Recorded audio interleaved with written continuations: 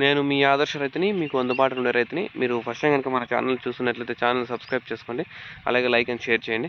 ఇంకైతే ఈరోజు ఈ వీడియోలో మనం డిస్కషన్ చేసేది వచ్చి హైవేలో ట్రాక్టర్లు ఎక్కువగా స్పీడ్ అనేది పోవు, చాలా స్లోగా పోతూ ఉంటాయి.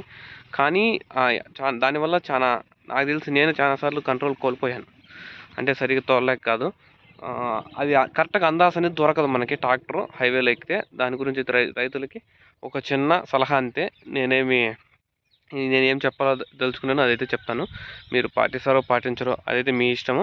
నేనైతే ఒకరికైతే చెప్పాల్సిన అవసరము ఉండాది, కానీ వాళ్ళ ఇష్టం. అది చేస్తారో చెరు నువ్వేందో నాకు చెప్పేది అని కూడా అంటారు కొంతమంది.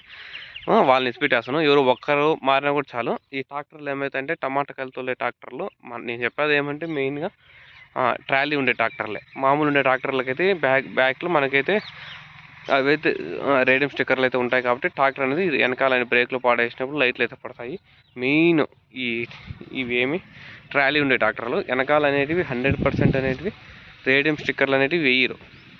ట్రాలీ ఉండే ట్రాక్టర్కు రేడియం స్టిక్కర్ లేరు. వెనకాల అసలు అది ట్రాలీ ఉందనే సంగతి కూడా తెలియదు మనకి. చాలాసార్లు అయితే నేను కూడా హైవేలో నైట్ పూట మార్కెట్కి వేసి వచ్చినప్పుడు కానీ ఎటువంటి పరిస్థితుల్లో అయినా కరెక్ట్గా దాని ముందరకు వచ్చేంత వరకు అదైతే కనపడదు మనకి.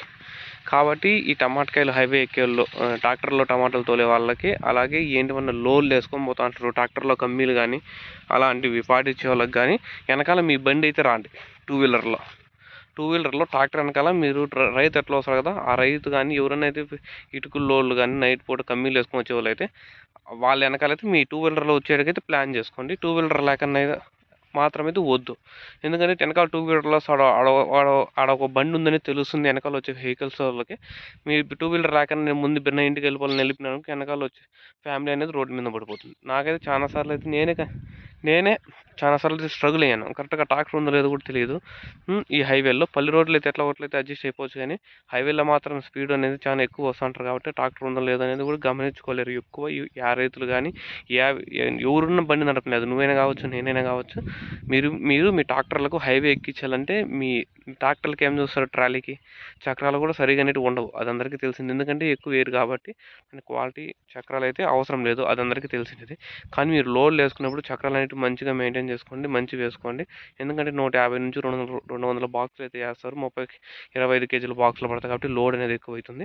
కాబట్టి చక్రాలు అనేది మంచిగా వేసుకోండి. వెనకాల మీరు 100% టూ వీలర్ అయితే రాండి. టూ వీలర్లో మీ ఓనర్ అన్న కానీ ఎవరొకరు పిల్లోనైతే ట్రాక్టర్ వెనకబెట్టి పంపించండి. లేకంటే 100% రేడియం స్టిక్కర్ అయితే ట్రాక్టర్ తొట్టి కానీ డాష్ బోర్డ్ కానీ ఏదో దానికైతే రేడియం స్టిక్కర్లు అంటించుకొని అయితే ట్రాక్టర్ అనేది హైవేకి అయితే ఎక్కించద్దండి నైట్ పూట. పొగుల్లో అయితే ఎట్లా వెళ్ళిపోవచ్చు, నైట్ అయితే కొంచెం చూసుకోండి. అది చెప్పేదానికి ఈ వీడియోకి వచ్చాను. మీకు ఇంకా ఎనర్జీ ఫ్లాప్లెస్ కావాలనుకుంటే స్క్రీన్ మీద ఉన్న నెంబర్కి కాల్ చేయండి. మీరు ఇంకేమైనా సూచనలు ఇవ్వాలనుకుంటే రాత్రిపూట ఈ ట్రాక్టర్ల స్పీడ్ తక్కువ పోయేది ఈ ట్రాక్టర్లే. మన 20 స్పీడ్ విని 100 స్పీడ్ వినిట్లు అనిపిస్తుంది. కానీ నేను రైతులను ఎవరిని తప్పు పడటం లేదు. కానీ మీ వల్ల ఎవరికి ప్రాబ్లం రాకూడదని చెప్తున్నాను. అది ఇప్పటి వరకు మన వల్ల ఒకరికి ప్రాబ్లం రాకూడదు.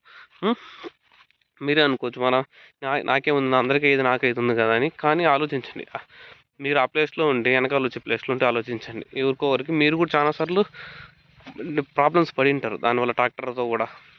మీరు అదే 100% స్టిక్కరింగ్ అయితే వేయించుకోండి. ట్రాక్టర్కి ముందర సైడ్ కూడా అయితే వేయించుకోండి. ఒక్కోసారి ఓ లైట్ పని చేస్తుంది, ఓ లైట్ పని చేయదు. ముందర వచ్చేలకు తెలియాలి. ముందర కూడా స్టిక్కరింగ్ రేడియం స్టిక్కర్, వెనకాల ట్రాలీకి కూడా అయితే రేడియం స్టిక్కర్ అయితే ప్లాన్ చేసుకుని కొనుక్కొని అదైతే చూసుకోండి. మెయిన్ అదే. మనకు అందాజ తెలియదు కదా బండి ఎక్కడ వస్తుందని. చాలా ట్రాక్టర్లకు అయితే బ్యాక్ సైడ్ అయితే ట్రాలీకి అయితే ఒక్క రేడియం స్టిక్కర్ కూడా అనేది లేదు అని నాకు తెలిసింది. మీ ట్రాక్టర్కి మీరు పర్ఫెక్ట్గా ఉంటే అదేం ప్రాబ్లం కాదు. రాంగ్గా ఉండే ట్రాక్టర్లకి అయితే చెప్తున్నాను. Okay, please share and subscribe our channel Adarsh రైతు. మీకు అందుబాటులో ఉండే రైతుని. Thank you all farmers.